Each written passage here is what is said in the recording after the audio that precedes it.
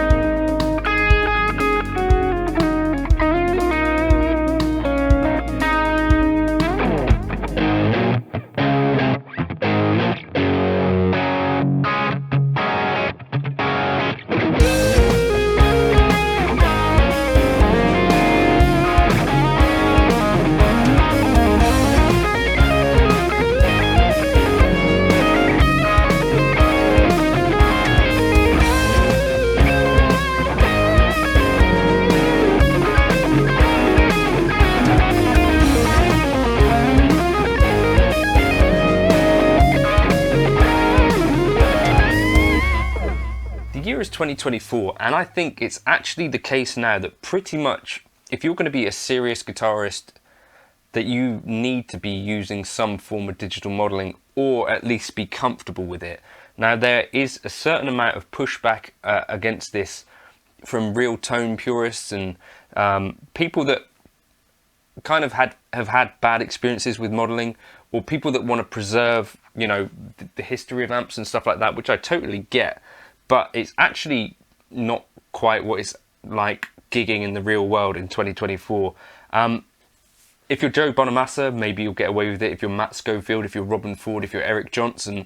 But if you're just a normal run-of-the-mill gigging guitarist, or even a touring guitarist with a budget, I think you need to get used to the idea that digital modeling might be even essential at this point. Now, what prompted me to think of this was two things. First of all, Joe Bonamassa was playing a gig, and Matteo Mancuso actually confirmed that he was using his Line 6 Helix when he got up on stage with Joe Bonamassa, and I thought Matteo sounded incredible in this. And, you know, on stage there would have been dumbbells, right? And then there's also this digital modeling stuff, and to me that seemed like the situation where probably things might be a bit more of a stark kind of contrast, but it just simply wasn't there. And I think that's something that's kind of difficult to get your head around, but probably for a lot of people out of the front of house, with a good technician and a good system, digital modeling gear is going to sound great if it's dialed in well. It's not necessarily going to be as fun to be on stage using this stuff, and I have to say that's been my experience, but it is something that has saved my bacon a few times. In particular, I'm quite grateful that Line 6 Helix exists because, for example, last week I made the decision that I was going to take my Helix to a gig because I hadn't gigged in about 4 months, and I knew that I was going to be playing in a band which was different to my usual setup. Like, it was a dep gig where some of us hadn't played together, and I felt like I needed a few more sounds at my feet than my normal hybrid pedal board would do. I'm really glad I made that decision because I looked through the notes, and a couple of days before the gig it turned out that it was one of these venues, and these are more common than ever, where you're not even allowed to take in your own speakers. Like, even PA speakers you're not allowed to take. They don't want you to take any amplifiers in. This sort of thing happens in the UK quite a lot down where I am, because these venues essentially pop up so that people can afford to keep the land that they're on, or to keep the house going, or something like that. They decide, I want to start a wedding venue, and for either planning reasons, they're not allowed to make certain amounts of sounds for their neighbours, or maybe conservation, like maybe they've got bats or whatever. Anyway, what it really means is that you've got a situation where if I turned up with my amplifier, I'd have had a real problem, because I'd have essentially been going to get it out of the car and I'd have been told, get that off of my stage. Not only do you have that kind of thing going on quite a lot, The gig I'm playing tomorrow is in a hotel where they're asking us to be kind of respectful with volume levels. So it's going to again be a situation where I take my Helix and the Fender Tone Master FR12. I think that's what I'm going to take tomorrow because it worked so well on the last gig. But also sound people these days are really, a lot of them, if they're not guitarists, are really keen on you keeping your stage volumes down really quiet. You can hear loads of guitarists talk about this. Joe Bonamassa even has talked about this and talked about it being sort of like the enemy of guitar.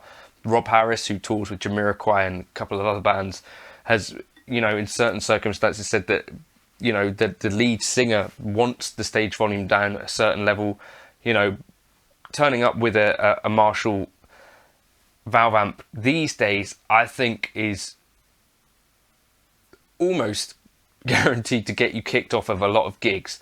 And like I say, this gig that I was doing last Saturday, I wouldn't have been able to even take a normal amplifier. So I think that there is a definite situation arising where some form of digital modeling is going to have to be, I think, if you're a working guitarist, part of your toolkit. Now, that doesn't mean that you have to go down the full route of the Helix, but something like the Universal Audio amp top box or the Boss Tube amp expander, those have digital modeling in there, right? Essentially, if you know, you've still got the valve amp there, maybe, but just running off it as a load box, that is a way to do things. But once you've done that, I think you probably come to the conclusion that in that scenario, if you're going direct with no amp volume on stage, using a modeler and using a real valve amp but loaded down, they're not that different at all. So that for me is the reason why modeling makes sense in that scenario. At home, it's a similar sort of situation where, you know, keeping volume respectable is probably a must when the baby's trying to sleep. And I guess the good news is that it's kind of cheaper than it has been for a while to get really good sounds from this sort of stuff. So things like the Hotone Ampero, things like the new Tone X1, I think are a really good bet for getting into this. So this could be something that pretty much any guitarist could jump on board with for, I think it's $179. I did a video for IK Multimedia, but it seemed like this seemed like a good thing to shout out here. This could easily just go in your gig bag, and if you had a nightmare scenario where they say you can't use that amp, plug into a profile on this, and you could probably get away with it. So sticking something like this in your bag, the Boss IR2, I think is something that, if you're a young guitarist who is obsessed with amps, or even a guitarist at any age that has not really delved into the modeling stuff much, I think realistically you have to, if you're planning to do some gigs, get used to the idea that there is going to be a situation where you're going to need to use something like this. Let me know your thoughts in the comments. Would you play those gigs, or would you say no? Are you still an amp purist? If so, why? I'm not saying that this stuff is more fun than a real amp, but actually it just is the reality that people sometimes now are not going to want you to make any noise at all. There was an electric drum kit on that gig which was controversial. I'll catch you in another video soon. I was using the Helix cover band preset that I'll be using again tomorrow for this intro, so jump into the Gumroad folder and grab the cover band presets folder if you want to check that out. Cheers for stopping by.